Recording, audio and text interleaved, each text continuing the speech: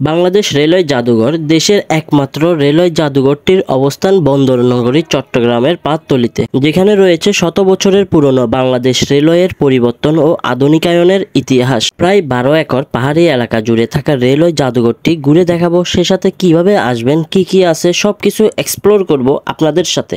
মাত্র 10 থেকে 15 টাকা দিয়ে টাইগার বাস কিংবা অলংকার মোড় থেকে সোজা চলে আসতে পারবেন এই জায়গায়। শুধু টেম্পোওয়ালাকে বলবেন পাহাড়তলী রেলওয়ে জাদুঘরের সামনে নামিয়ে দেওয়ার জন্য। আপনাদেরকে এই গেটের সামনে কিন্তু তারা নামিয়ে দিবে। আপনারা যখন এই গেট দিয়ে প্রবেশ করবেন তখন দুই পাশে দুইটা পাকা রাস্তা দেখতে পারবেন, একটু খাড়া পাহাড়ি রাস্তা। এই রাস্তা দিয়ে হেঁটে যখন উপরের দিকে উঠবেন তখন হাতের বাম পাশে দেখতে পারবেন শহীদ মিনার। জাদুঘরটা ঘিরে চারপাশে রয়েছে প্রাকৃতিক সৌন্দর্য, শতবর্ষী পুরনো গাছ, নিরিবিলি পরিবেশ, পাখির কিচিরমিচির শব্দ আপনাকে এক মুহূর্তে মোহিত করবে। আর এমন সুন্দর মুহূর্ত উপভোগ করতে চলে আসে স্থানীয় লোকজন সহ পর্যটকরা। এই পাহাড়ি ডালু রাস্তা দিয়ে হেঁটে ওঠার সময় আপনাদের চোখে পড়বে এই রেলওয়ে জাদুঘরটি। আর এটাই হচ্ছে এই জাদুঘরের দ্বিতীয় গেট। আর এই গেট দিয়ে কিন্তু এই জাদুঘরে প্রবেশ করা যায়। দুঃখজনক বিষয়, আমরা যেদিন গিয়েছিলাম এই জাদুঘরটি সেদিন বন্ধ ছিল। আপনারা গেটের ভিতর দিয়ে প্রবেশ করার পরে ডান পাশে যে রাস্তা গেছে ওই রাস্তা ধরে হেঁটে গেলে কিন্তু এই জাদুঘরে ওঠার এরকম সিঁড়ি পেয়ে যাবেন। তবে এই গেটটিও সেদিন বন্ধ ছিল। পরিবার, প্রিয়জন কিংবা বন্ধু বান্ধব মিলে আড্ডা দেওয়ার জন্য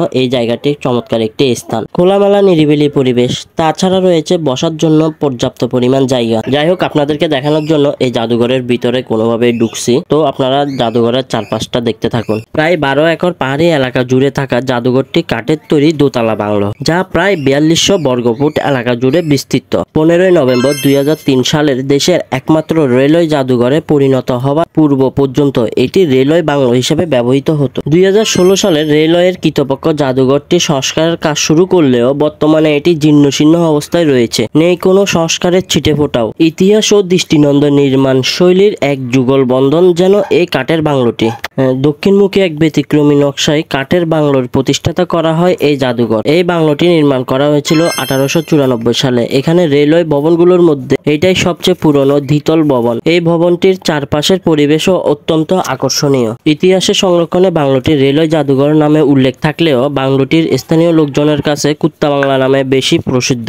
এর কারণ বলা হয়ে থাকে, ব্রিটিশ শাসনামলে এই বাংলোর আশেপাশে প্রচুর পরিমাণ কুকুর থাকতো। স্থানীয় মানুষেরা এই স্থানটিকে এই কুকুরগুলোর উপস্থিতির কারণে কুত্তা বাংলা ডাকা হতো। আবার অন্য এক সূত্রে জানা যায় রেলওয়ে কর্মকর্তাদের কুকুর পোষার শখের কারণে এই নামটি প্রচলিত হয়। যাই হোক, এই সুন্দর বাংলোটি আপনারা ঘুরে আসতে পারেন যে কোনো একদিন। এই বাংলোর প্রবেশ করার পরে আপনারা দেখতে পারবেন এইরকম একটা চটপটির দোকান। কারণ এই চটপটির দোকানটা এখানে পার্মানেন্ট সবসময় বসে। তারা পেয়ে যাবেন ঝালমুড়ি, বাদাম, যেগুলো পেরি করে বিক্রি করা হয়। এই পার্কের শেষ কোণারে রয়েছে ফুলের বাগান, চমৎকার এই বাগানটি। আর এই বাগানের শেষে রয়েছে পিছনের গেট, যে গেটটি সবসময় বন্ধ থাকে। আরো একটি কথা আপনাদেরকে বলে রাখি, এই জাদুঘরের বর্তমান নাম শহীদ ওয়াসিম আকরাম পার্ক। আজকের ভিডিও এই পর্যন্ত, দেখা হবে পরবর্তী কোনো এক ভিডিওতে। ততক্ষণ পর্যন্ত আপনারা ভালো থাকবেন। আর আমার এই ভিডিওতে যদি ভালো লেগে থাকে শেয়ার করতে ভুলবেন না। আর এরকম সুন্দর সুন্দর ভিডিও পেতে আমার চ্যানেলটি ফলো করে রাখতে পারেন।